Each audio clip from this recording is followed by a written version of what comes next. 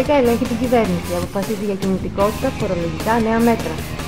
Ο Αλέξης Τσίπρας, μόνιμος στόχος του Ευάγγελου Βενιζέλου. Νέα ρύθμιση για δάνεια προς τις τράπεζες. Οδηγός για να μην πληρώσετε πολλά στην εφορία. Καθηγητές του Χαροκόπιου Πανεπιστημίου επιβεβαίωνουν στην Αττική Τρίπρε το μεγάλο διατροφικό σκάνδαλο με το αλογίσιο κρέας και διαπιστώνουν πως οι καταναλωτές δεν ήξεραν τι έτρωγαν. Ο σωτεροτολιατρός έφτασε στα ισόβια δεσμά. Το παραλιακό μέτωπο και τα σχέδια της κυβέρνησης. Ξεμένουμε από φάρμακα. Θεωριακή καμπή η σχέση Γιαννακόπουλου με Αγγελόπουλου.